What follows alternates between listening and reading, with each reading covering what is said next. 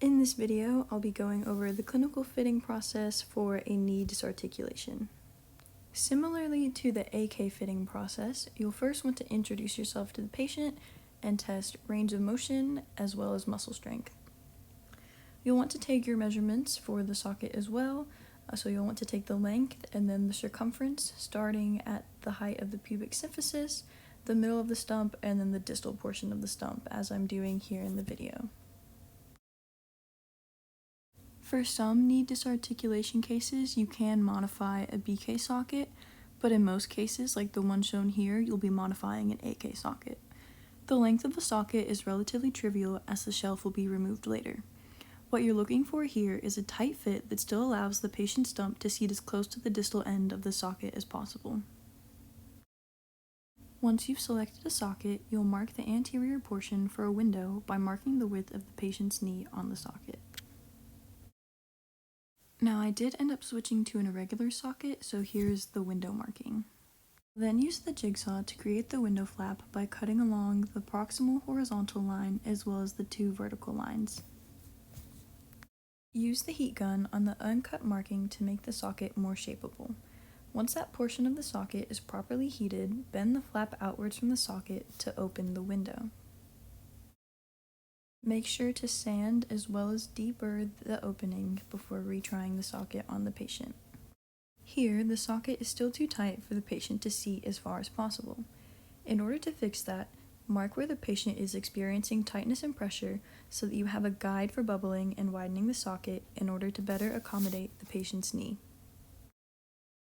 I recommend using the large riveting station to achieve the desired bubbling effect. After heating the socket, simply apply pressure and guide the socket along the riveting station on your markings. Make sure to do this process on both sides of the socket. Here you can see the patient sits much deeper into the socket after the bubbling. And then here's a view of the socket after bubbling as well. It is critical to take care and the necessary time to make sure that the patient's knee sinks as far into the socket as possible. This is because when we add the artificial knee joint, we want it to sit as high and close to the level of the patient's other knee as possible. Although there is no way to have the artificial knee sit perfectly level with their other knee, having them as even as possible minimizes gait discrepancies. Now, many patients come in with an old prosthetic and are familiar with this imbalance, but this is a point to make sure that you are communicating with your patient, especially if they feel uneasy when standing or walking. At this point in the process, you should use the jigsaw to remove the characteristic AK shelf from the proximal end of the socket. Here, I've marked the midline of the remaining proximal portion of the socket.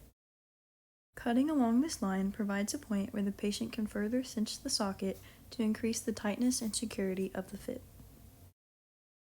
You'll lay your first strap across the cut that you just made, and you'll mark the hole for the D-ring as well as where you want to rivet the Velcro strap. Use male and female quick rivets to attach the D-ring and the Velcro straps to the socket. Now, you will heat along the bottom of the window flap in order to fold it back in towards the socket so that it can be secured over the patient's stump using a second strap.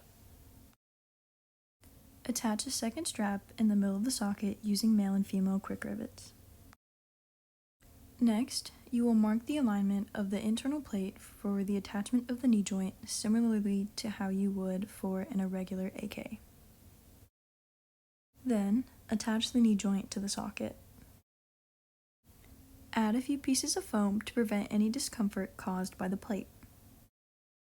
Normally, you would have your patient seated and you would flex the knee joint in order to measure to the ground for pylon length. However, my patient was strong and comfortable enough to stand up during this process, but always make sure to keep an eye on your patient. From this point on in the process, it is very similar to the AK fitting process. The Velcro straps are the substitute for the AK strap, so here you will just cut the pylon. Ensure that both the foot and the socket slide onto the pylon easily, so that later on, if you need to cut your pylon to adjust for limb length, you won't have to fight to remove a stuck pylon from either the foot or the socket. Align your foot and make sure to tighten all set screws before trying the socket on the patient. If your patient confirms that the socket is comfortable for them to wear, assist them in walking around to assess their gait and to see if any limb length adjustments need to be made. If the patient is happy with the fit and no further adjustments need to be made, you are ready to request check-off by Dr. Vo. Once you have been checked off, you can begin the cosmetics process. It's always wise to start the cosmetics process by drilling your through bolt so that if you need to take off the foot, you won't have to question whether you have realigned it properly or not. Once you have finished drilling your holes, then you can go ahead and tap them as well. And when you're tapping, always make sure that you are doing a half turn after every couple of turns, just to ensure that no shavings are getting stuck in the teeth of the tap in order to prevent any breakage.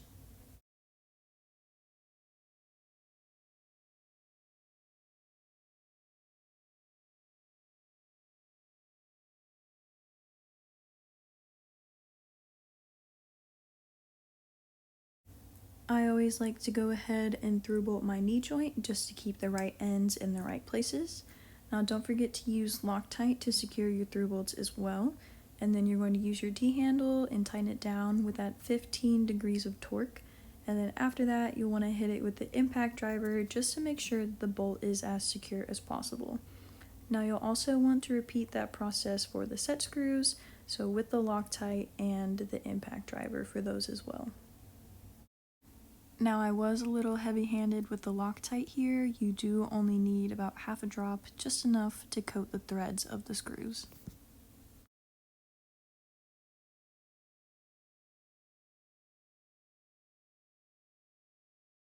Now once I've Loctited and used the impact driver on all of my knee joint set screws, I'm going to go ahead and drill the hole for the through bolt in the foot.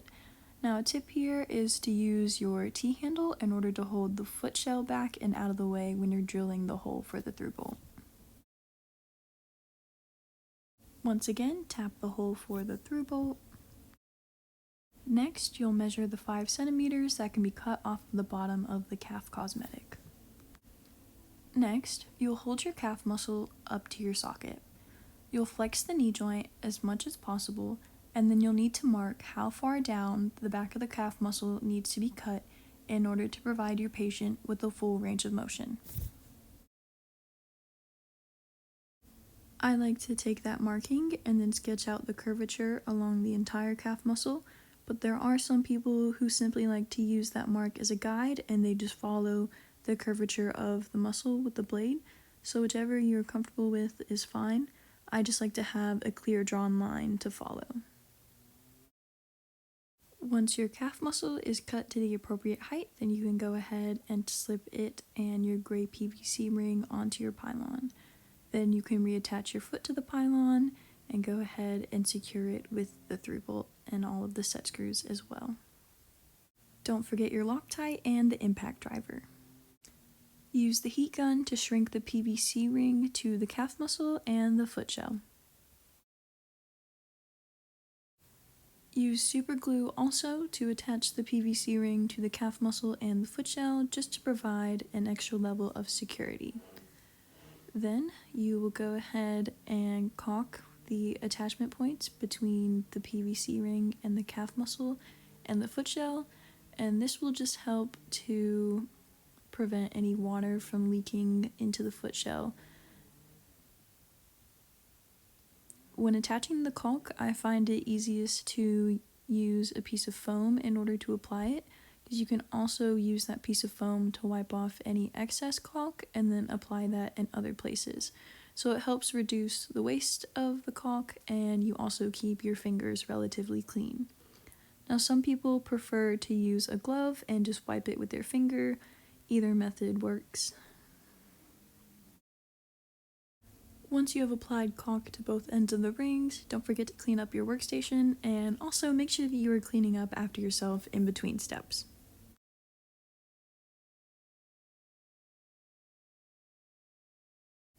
Ask your patient their shoe size, and then go ahead and lace up a pair of shoes for them to take home with them.